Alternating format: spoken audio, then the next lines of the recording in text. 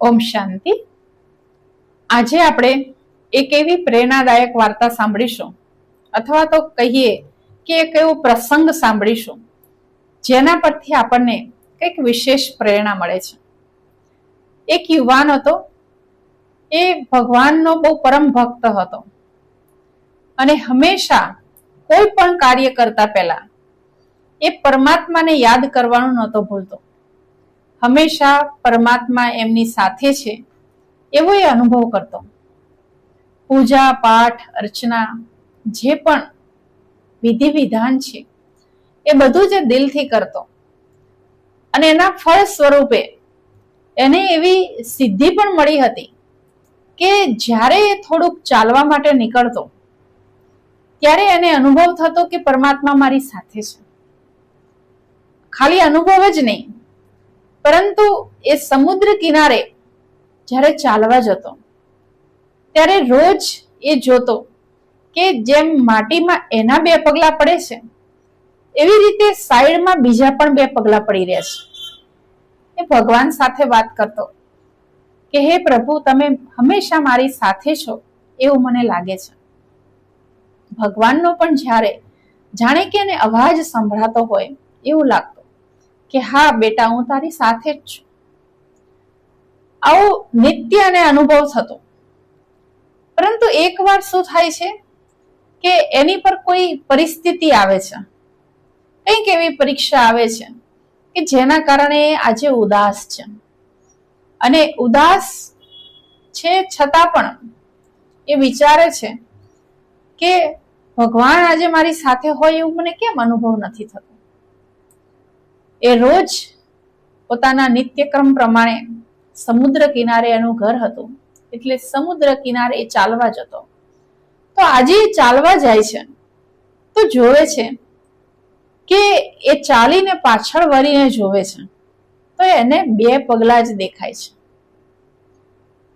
તો એને બહુ આશ્ચર્ય લાગે છે કે અત્યાર સુધી જ્યારે સુખનો સમય હતો ત્યારે તો ભગવાનના પણ પગલા મને દેખાતા હતા, અને આજે દુઃખમાં ભગવાને પણ મારો સાથ છોડી દીધો.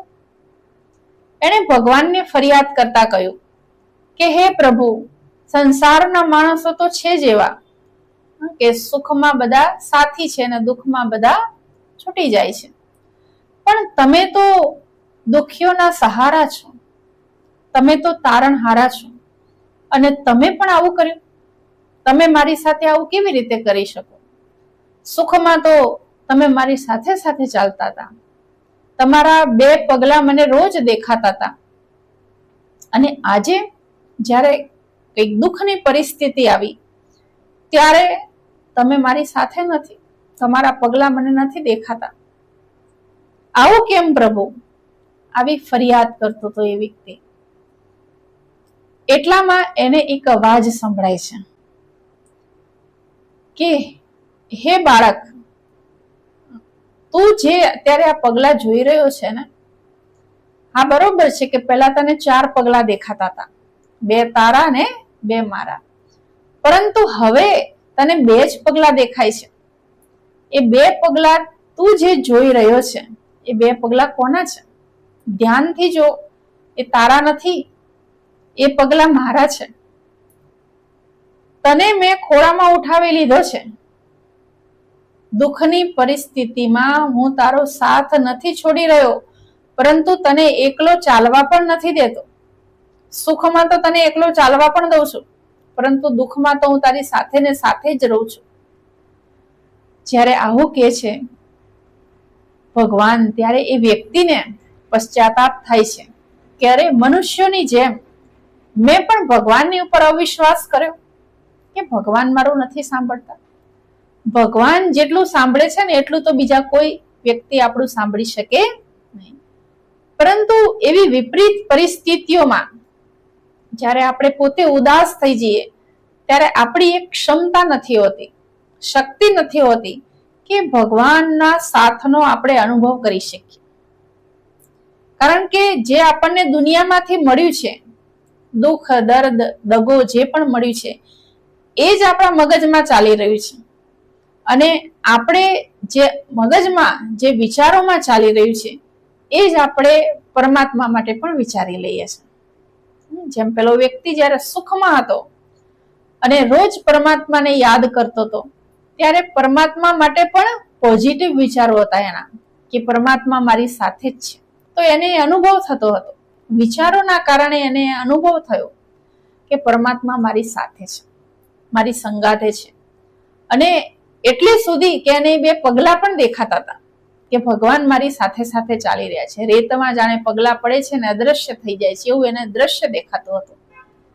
પરંતુ આજે એને કેમ એવું દ્રશ્ય ના દેખાયું?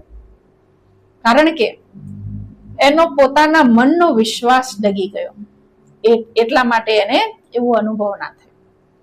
તો આપણા બધાના જીવનમાં પણ આવું થતું હોય છે. ઘણી વાર કંઈક એવી પરિસ્થિતિ આવે તો ઘણા ભગવાનનો પણ હાથ છોડી દેતા હોય છે. ભગવાનનો હાથ એટલે જે પણ પૂજા પાઠ કરતા હોય, મંદિર જતા હોય, સત્સંગમાં જતા હોય, એ પણ છોડી દેતા હોય છે. ઘણા એમ કે અમે તો આટલું બધું કર્યું, પરંતુ ભગવાને તો અમને કઈ સાથ આપ્યો નહીં. પરંતુ આપણે એ ભૂલી જઈએ છીએ કે કર્મોમાં તો ભગવાન પણ દખલ નથી આપતા. હા, એ આપણને સાથ આપી શકે. જેમ આપણે જોઈએ છે કે શ્રી કૃષ્ણએ અર્જુનને કહ્યું કે હું તારી સાથે રહીશ, તારો રથ ચલાવીશ, પરંતુ તારાવતીનું યુદ્ધ હું નહીં લડીશ, તને સાથ આપીશ. તો એવી જ રીતે જીવનની દરેક પરિસ્થિતિમાં પરમાત્મા આપણી સાથે જ છે અને સાથે રહે છે, પરંતુ આપણે અનુભવ નથી કરી શકતા આપણા વિચારોના કારણે. તો આપણા વિચારો જો આપણે સ્થિર રાખીશું, દુઃખમાં ડગી ન જાય, એને જ કહેવાય કે મનુષ્ય. સુખમાં છલકાઈ ન જવું ને દુઃખમાં ડરી ન જવું. તો જો આપણે આવા વિચારો રાખીશું તો પરમાત્માનો અનુભવ આપણે દરેક ક્ષણે કરી શકીશું, અથવા પરમાત્માના સાથનો અનુભવ કરી શકીશું. પરમાત્મા તો સાથ આપે જ છે, એ નથી છોડતા. એક સજ્જન મનુષ્ય પણ તમે જુઓ કે પરિસ્થિતિના સમયે તમને છોડીને નહીં જાય. દગો આપવા વાળા વ્યક્તિની વાત અલગ છે, પરંતુ એક સારો વ્યક્તિ હશે એ પણ તમને કોઈ સમયે દુઃખના સમય છોડીને નથી જતો. તો આ તો પરમાત્મા છે, આપણા પરમ પિતા છે. ભગવાનને આપણે કહીએ છીએ પરમ પિતા, પરમાત્મા, અથવા આખા વિશ્વના પિતા. તો એ આપણો સાથ કેવી રીતે છોડી શકે? તો આ નાનકડી વાર્તા આપણને ખૂબ સુંદર પ્રેરણા આપે છે કે ભગવાન તો હંમેશા આપણી સાથે છે જ, બસ જરૂરત છે આપણે એને અનુભવ કરવાની. જેમ આપણે ઘરમાં ને ઘરમાં જ રહીએ, બારી દરવાજા ન ખોલીએ અને પછી કહીએ કે સૂર્ય તો ઉગ્યો નથી, તો અનુભવ કેવી રીતે કરી શકીએ? આપણે બારી દરવાજા જો ખોલીએ તો સૂર્યનો પ્રકાશ આપણા ઘરમાં આવે જ છે. આપણે પોતે ઘરની બહાર નીકળીએ તો સૂર્યની કિરણો આપણી ઉપર પડે, આપણે એને અનુભવીએ છીએ. પરંતુ જો આપણે નીકળીએ જ નહીં અને બારી દરવાજા બંધ રાખીએ અને પછી કહીએ કે સૂર્ય તો ઉગ્યો જ નથી, પરમાત્મા માટે પણ આપણે એવું જ કરીએ છીએ કે આપણી પરિસ્થિતિઓને આપણે એટલી બધી આજુબાજુમાં લગાવેલી રાખીએ છીએ કે ભગવાનના સાથનો, ભગવાનના પ્રેમનો આપણે અનુભવ કરવા માટેની જગ્યા જ નથી રાખતા. પરમાત્મા કહે છે કે તમે બધા જ આખા વિશ્વના જે પણ આત્માઓ છે, બધા જ મારા બાળકો છે અને હું બધાની સાથે છું. ફરક એટલો છે કે કોઈ અનુભવ કરે છે, કોઈ નથી કરતું. તો ચાલો આ નાનકડી વાર્તા પરથી આપણે કંઈક વિશેષ પ્રેરણા લઈ અને આપણે પણ જીવનમાં પરમાત્માના સાથનો અનુભવ કરીએ. પરમાત્મા તો અનુભવ કરાવવા માંગે જ છે, પરંતુ આપણે નથી કરતા. તો આપણે વિચારીએ કે પ્રભુ મારી સાથે જ છે, અને જો એવું વિચારીને કર્મ કરીશું તો આપણા કર્મો પણ શ્રેષ્ઠ થશે અને પરમાત્માની શક્તિનો પણ આપણને અનુભવ થશે. પરમાત્મા પર શંકા ન કરીએ. જેમ પેલા વ્યક્તિએ શંકા કરી કે હે પ્રભુ, અત્યાર સુધી સુખમાં તું મારી સાથે હતો અને દુઃખમાં તે મને છોડી દીધો. ભગવાન એવું ક્યારે નથી કરતા. તો ભગવાનની પર આપણે શંકા ન કરીએ અને પરમાત્મા સાથે જ છે જો એવો સંકલ્પ રાખીએ તો પરમાત્માનો આપણે ચોક્કસ અનુભવ કરી શકીએ છીએ. આ વાર્તા પરથી ચોક્કસ તમને બધાને પણ કંઈક પ્રેરણા મળી હશે. તો જરૂરથી કોમેન્ટમાં જણાવજો અને આવા સારા વિચારોને લોકો સુધી પહોંચાડવા વિડીયોને શેર પણ કરજો. ઓમ શાંતિ.